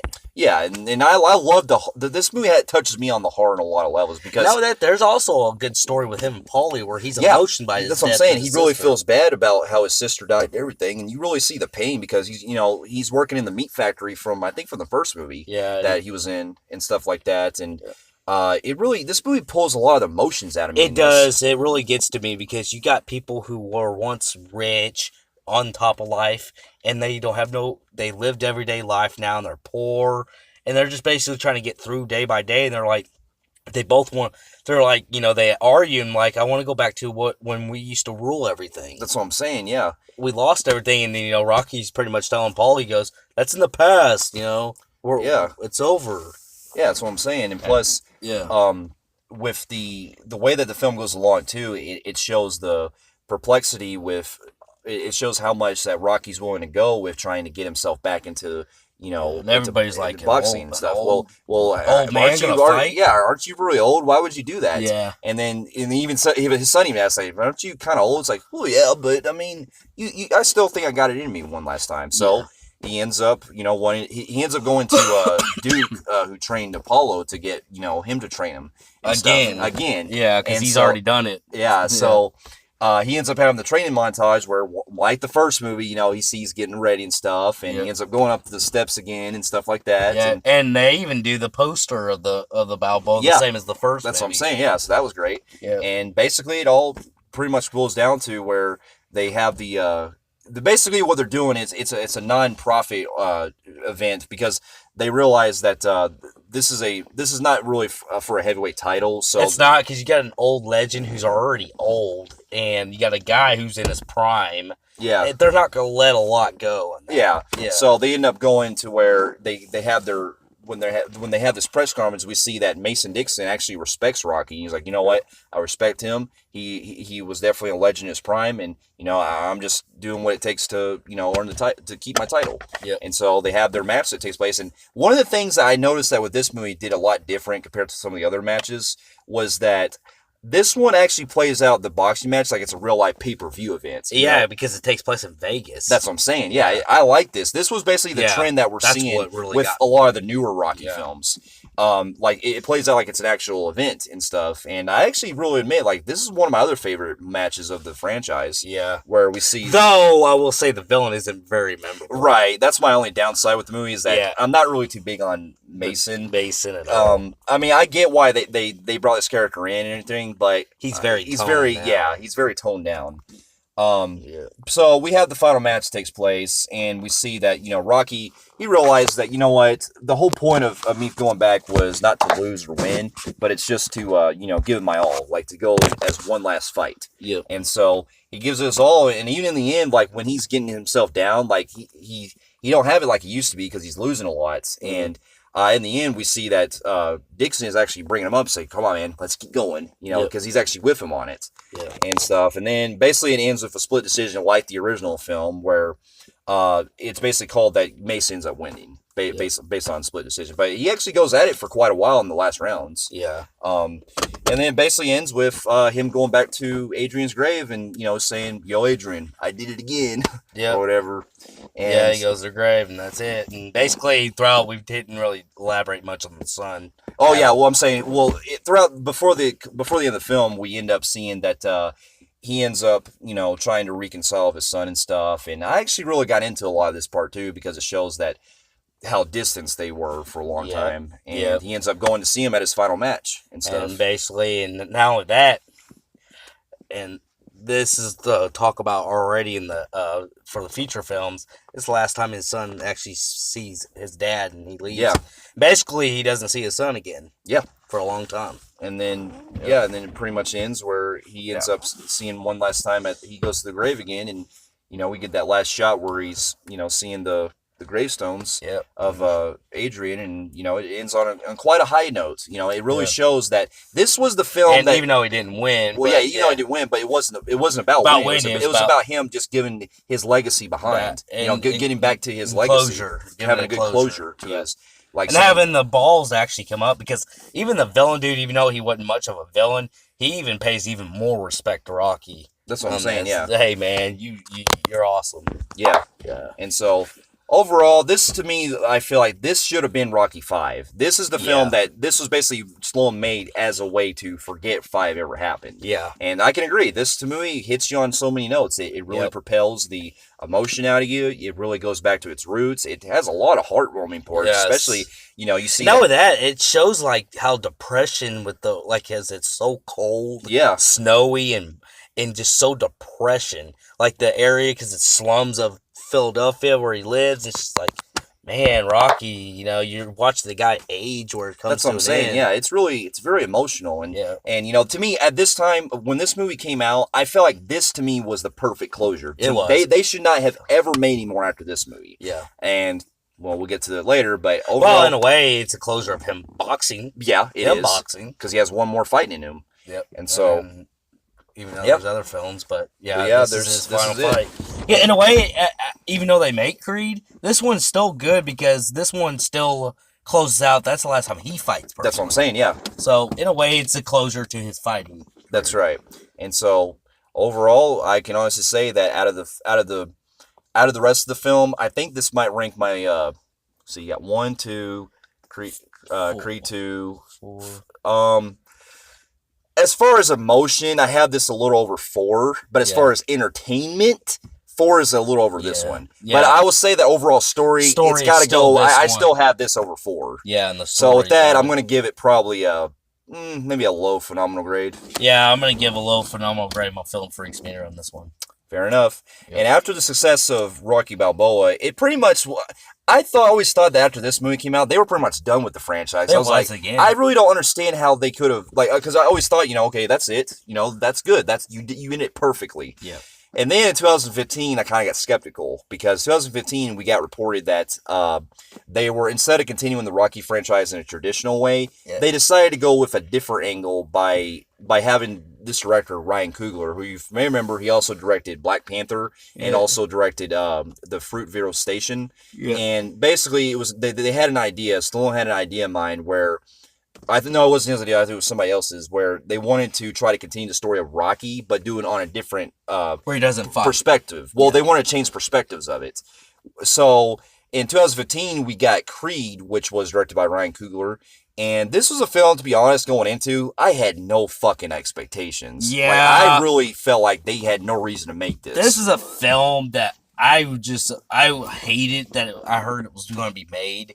I heard it was about Creed, cool. So it's Creed's son, and they were doing that. This around the time I just felt like they're just trying to revive anything they can. Yeah. Because Hollywood was doing this shit where they revive shit using sun. 2015 was the year we got 3 movies that did that. We got Jurassic World, we got Star Wars Force Awakens. So that was part of that line of that same year we were getting that trend where they were continuing old franchises. And we also got that trend where they were trying to use that same trope where they use like, oh, you're the son of somebody. Yeah. I was like, oh my God. So like, this is beating a dead horse. Yeah, this to me was like, okay, this is really seems like it's going to be unnecessary. So when I saw the trailers, wow, good trailer, this one didn't really grab me at all. It didn't. I was like, okay, I understand you're doing it about Creed's son, but first of all, already from the trailers, we had the feeling that, okay, because it's kind of given that Rocky's in trouble. He's probably going to,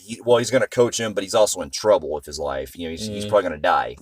That's what got me thrown. I was like, oh, please don't do that. They even show that in the trailer? I think they did, but because it shows him collapsing, yeah. And it's just like, I felt like, okay. And then when I saw those trailers where it shows him collapsing, and I was like, oh God, they're beating a dead horse, and on top of that, they're going to hurry and use Rocky real quick and then kill him. Yeah, dude. So that got me kind of worried before I went. I mean, I didn't go see this in theaters because this, for some reason, just wasn't grabbing me. It wasn't me either. I was like, I don't know what it is. It's just not grabbing me. So, unfortunately, I waited until I was able to rent this movie. Yeah. And believe it or not, I didn't see this movie up until a couple of nights ago and prepare for the new one. I saw it in 2015, but I saw it like at the end of the year. Yeah. When I rented it. Yeah, I didn't get a chance to finally watch it until a couple of nights ago. And I can say that I was quite on the opposite after watching it. I say that for a sequel to the franchise, it actually was a very solid follow-up. It was a solid follow-up. It actually blew me away. Kind of reminded me of what Balboa did. Yeah. I was like, damn, this actually... is still good. Yeah. Wow, they are able to do something out of this. It's like, I wish I would have went and saw this in theaters. Yeah, and so this one deals where you have Apollo Creed, because it actually starts about in 1998 when Apollo Creed's son, Adonis, who starts out as a little kid in juvenile detention center because he's getting in trouble fighting and stuff. He ends up getting visited by Apollo Creed's wife from the other movies. Yep. And she ends up coming to visit him and stuff, saying that, your father was actually, a very legendary man and everything. And we actually find out that he's actually, Apollo Creed actually had an affair with another woman at some point, and Adonis is actually the son of that woman. Yeah. And so basically, because they couldn't bring the actress that he was married to, right? Was that? Well, no, that's okay. So the actress, the actual woman is the same character from the other films. What they did was they wrote in that there was another character that was never seen in the other films. That was supposed to be the woman that Apollo had an affair with and spawned Creed. Oh, so So that it's the woman we same saw character but tonight, different actress. that's not his real mother. No, that's not his real. That's a stepmom. That yeah. Not really a stepmom. That's just a woman that just came in the light. Yeah, because Which I don't know why they did not just say that's his mom. that's well, I don't know. Maybe because their of age kid- difference. Maybe I don't know No, because or was it because you didn't see a kid in the other Rocky films that you did. Okay, here's the weird thing: is that Creed actually had other children. Yeah. In the second film, I believe he had a daughter and a son, his actual son and daughter. So those, I don't know what happened to them. I think I know probably why they didn't go with that. Because Rocky 4, which they had the kids, Yeah, Rocky 4 was in the early 80s. So that would have made Adonis in his 40s. So they're led to believe that in the late 80s, when 85, when 4 came out, that at some point Creed was born. Though, you know what they could have done? They could have done, I don't know why they didn't do this. Right before Creed died, she could have been pregnant with Creed. Yeah, that was the idea. That's kind of what I thought. 84 is when my old lady was born, and she's only in her early 30s. And the actor who plays Michael B. Jordan, I think he's 30. Yeah, he's about 30. About 30, 31. So he would be that age. Yeah, so it would have made sense. So I don't know why they didn't do that. Yeah, because we're led to believe that at some point before, like that same year or so, he may have got someone else pregnant. Yeah, it's weird what they. But anyway, yeah. It basically deals with him learning out, and then it cuts to years later where he's training in Mexico, and he wants to be an amateur boxer and stuff, kind of like the first film. So the movie kind of takes a similar approach like the first Rocky did, where you have Creed actually, want to do amateur matches and stuff, and realize that. And you notice he isn't very good. Well, yeah, but he has that cocky attitude where he's trying to, be the best. Like, all right, I can do this, do all that, because he wants to show a positive angle. And so he ends up deciding that since it's not working out for him in Mexico, he ends up going to Philadelphia. And he realizes that while he's down there, he comes across Rocky's restaurant. And he goes in there and notices that his dad's like all over the place, like, oh, wow, this is cool. I actually remember that fight, or I've heard about that fight. And then Rocky comes in, and is like, yeah, that's your dad. I remember that fight that took place with Apollo and all that. And this is where we find out that there was actually that third fight that we saw at the end of the third movie. Remember, because Rocky tells Creed that.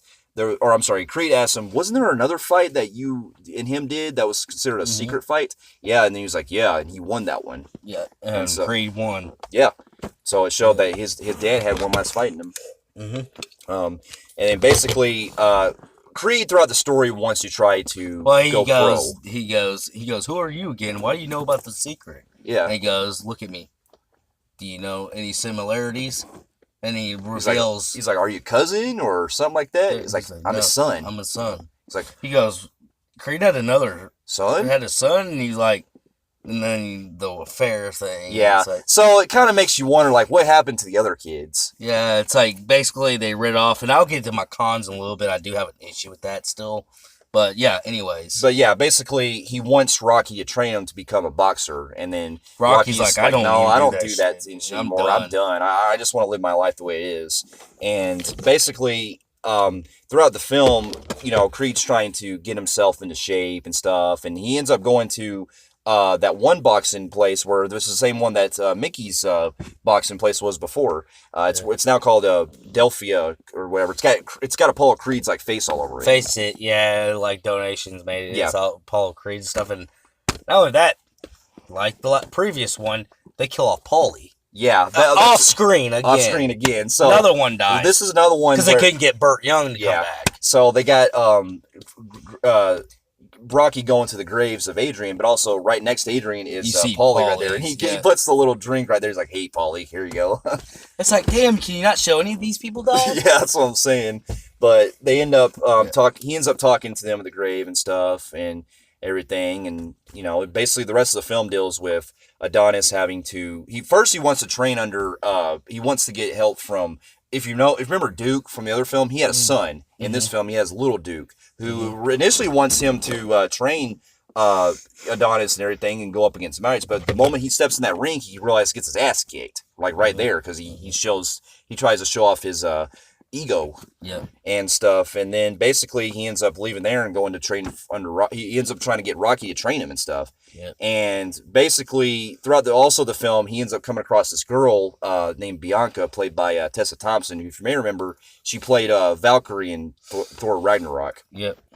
And she's basically living in the same apartment kind of building that he's in and stuff, and she's actually a aspiring singer as well.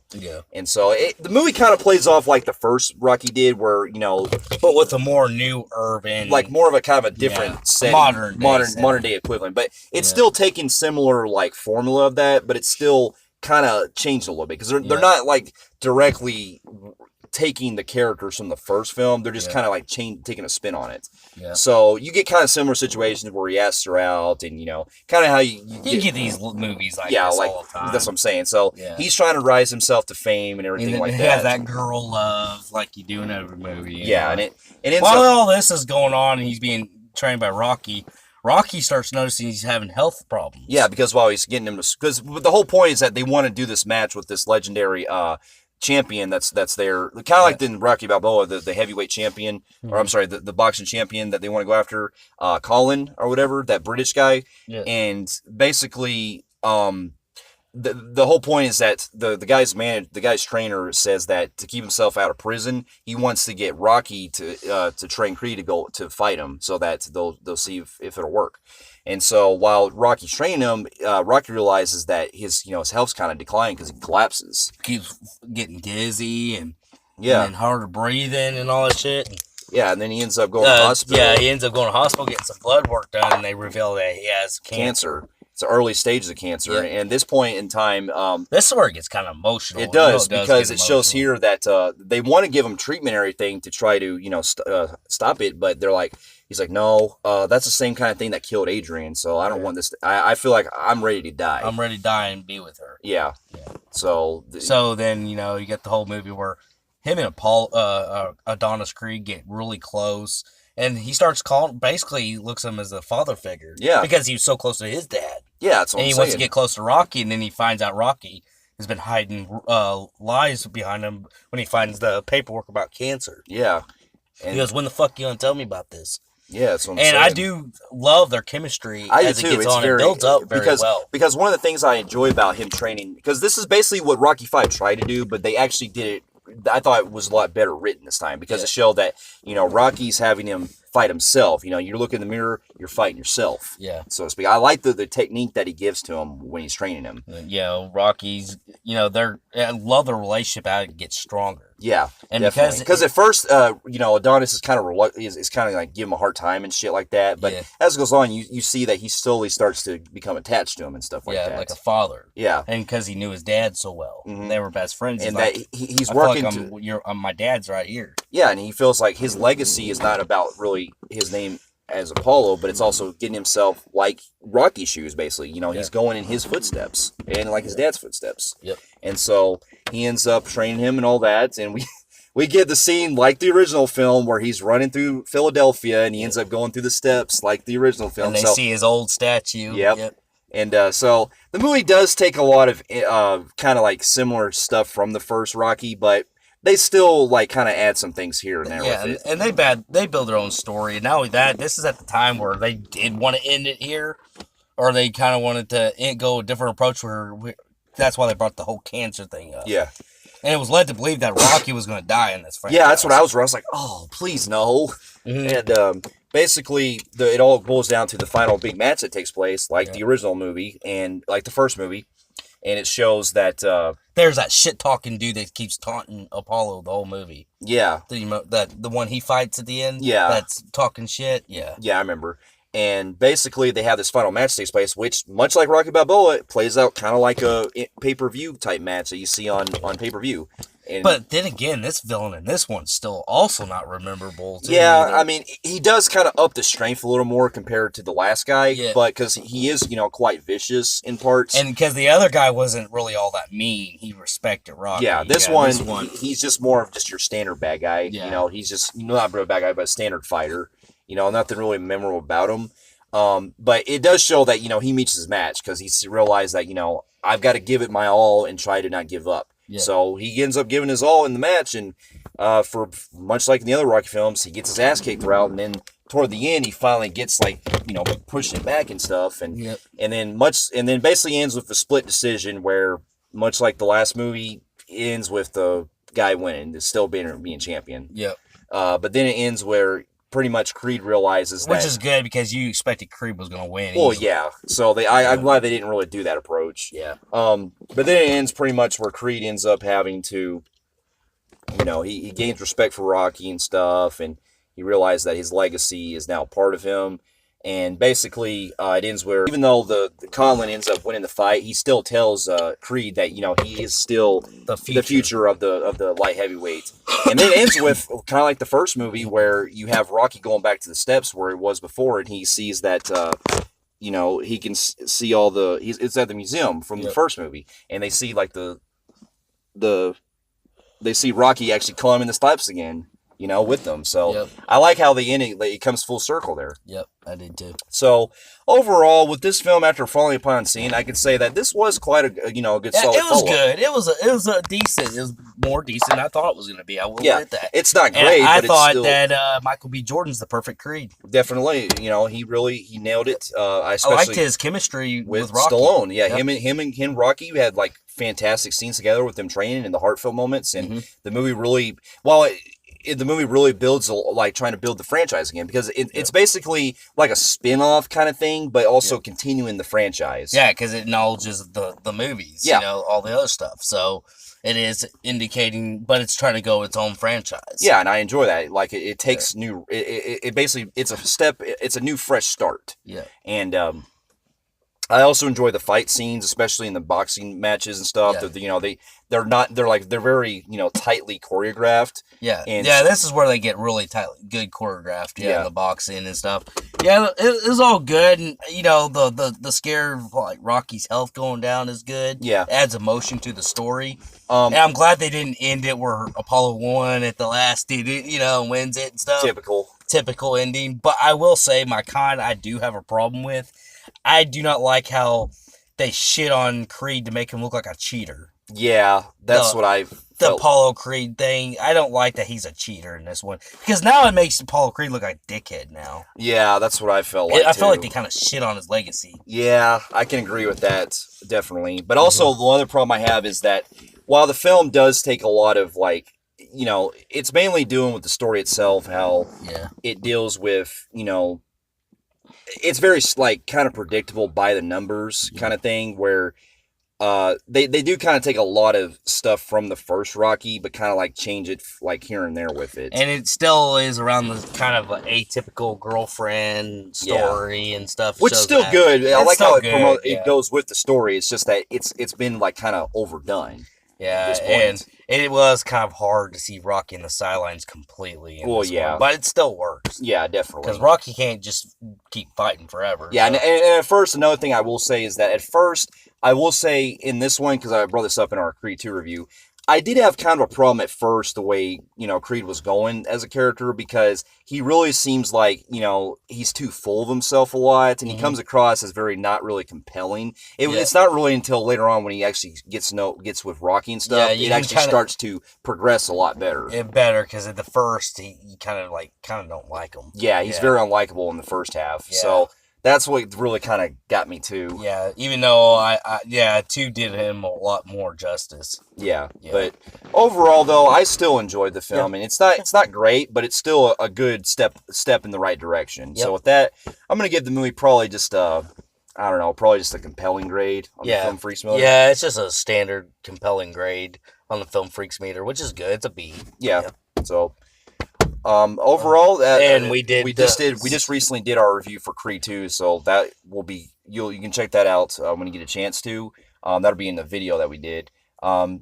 And so, yeah, I really feel like after upon seeing Creed 2, that Mm-hmm. that right there shows, that they really don't have anywhere else to go after this. I think that So Creed 2 really closed it out perfectly. yeah. So me thinking right now, let me go and let me think real quick.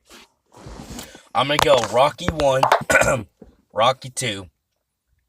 I'm gonna go Creed 2, then maybe Rocky Balboa on the story, but I also have 4 as better Kinda entertainment. yeah. So it's almost even with them. So if I did say Rocky Balboa or Creed or Rocky 4, it'd be boom boom, and then under that I'll maybe go old school with Rocky 3. Yeah. Then I'm gonna go Creed,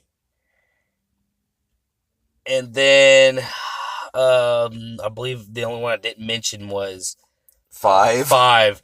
And don't get me wrong, Creed is not that bad of a movie. That's the sad thing is I got Creed just above Rocky 5, but all the other ones except 5 I like. Yeah, me too. They're all either phenomenal or compelling if you notice our grades, which is A and B. And then you have D for Rocky 5. So it's a real step down. So don't get me wrong, but I just feel like if you minus 5 out of the equation, is I like them all, but I find Creed still being the weakest because there's some great emotions.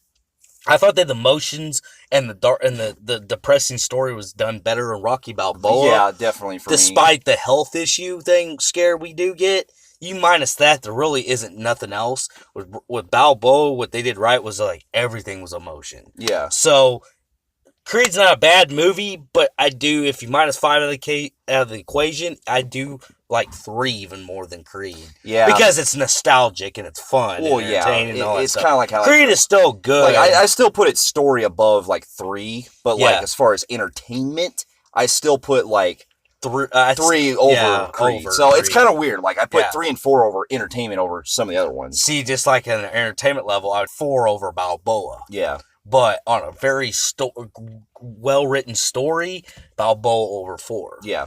So mine goes like this. I have Rocky 1 and 2, 1 and then 2, and then probably Creed 2. That's my next one. And then the next one I'd say, because I'm going by story, Creed 2, and then maybe Rocky Balboa. Yeah. Then I want to say Rocky 4. Yeah, Rocky 4. Yeah. And then possibly, I'm probably going to go like this. I'm going to go 1, 2, Creed 2, Rocky Balboa. I want to say maybe Creed 1 over Rocky 3, but I'm just going by story. You didn't say 4. Okay. 1, 2, Creed 2, 4, Creed 1, or no, I'm sorry. 1, 2, Creed 2, Rocky Balboa, Rocky 4, Creed 1, and then Rocky 3, and then Rocky 5. Yeah. I think, is that it? Yeah. Did I miss something? Or the first Creed? No, you just added it earlier. Okay, yeah. But I still have 3 on the rewatchability and the entertainment level. I still find I would go to 3 than I would Creed. Because even though I like Creed, I don't know, like, it's just the story I kind of I guess it was so starter for me. Yeah. I guess for some reason, like, the story itself, while I do like the dark tone they went with in 3, it still was at that point where it wasn't fully there yet. I actually find 3 to be more silly than 4. Because 4 does have its serious tones and it goes out there. Yeah. I just found 3 to be silly with the whole Hulk Hogan and everything. Yeah. Even though I still enjoy it. Yeah. Entertainment I got you. But yeah, that's pretty much how we ranked them. So overall, for those of you we thank you so much for listening to our retrospective of the Rocky franchise. For those of you who have also seen the other Rocky films and the newest ones, Creed and Creed 2, let us know in the comments below of what you thought about them. And if you like what you see here, you can feel free to like and subscribe to our channel and check out some of our other reviews here and on our website at filmphreeks.com. And we'll be seeing you in our next review. All right, later. We'll see you later.